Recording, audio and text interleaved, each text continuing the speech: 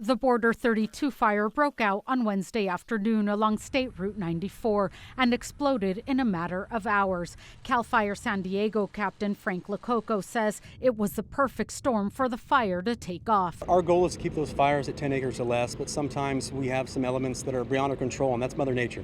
So we experience, some substantial wind, that extreme heat, and then this topography and fire. When combined, all of that with substantial wind, it has the ability to grow exponentially, really in a short amount of time. And that's how we saw a fire go from a couple of hundred acres to over 4,000. CAL FIRE San Diego Chief Tony Meacham says 2 people were critically burned. Last night, sadly, we had 2 people that were critically burned, 2nd and 3rd degree burns, that we treated and airlifted to the UCSD Regional Burn Center. While that was going on, our Border Patrol agents and sheriff's deputies and firefighters rescued an additional 5 people that had made their way to Highway 94 and were imminent peril. San Diego County Supervisor Nathan Fletcher says it's critical for people to heed evacuation orders. Please do not put our law enforcement and firefighters in the situation of not being able to appropriately respond to a fire because they are having to do emergency evacuations in an area where they have asked you and ordered you to leave. But T-Bone, who's lived in Dulzura for over 22 years, says that after they closed the roads, communication broke down, and they're making no exceptions to let people through for critical needs. They shut 94 down to where people can't even get home to their babies, their wives, their animals.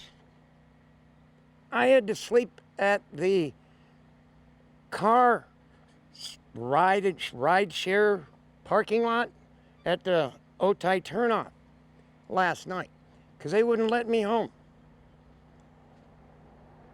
And they wouldn't even let us know what was going on. Apolonio Gilbert says he's lived in Dulzura for almost a decade, and this fire came out of nowhere and fast.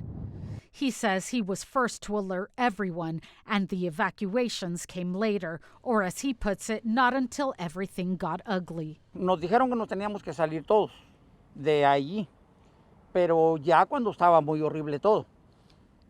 Cuando empezó la lumbre, que yo miré que empezó aquí donde está el puente, yo me fui luego y le avisé a toda la gente que se salieran. He says since then, he hasn't been able to get in touch with anyone, not even with his wife, who was evacuated to the casino and had no idea was moved to Mountain Empire High School until we told him.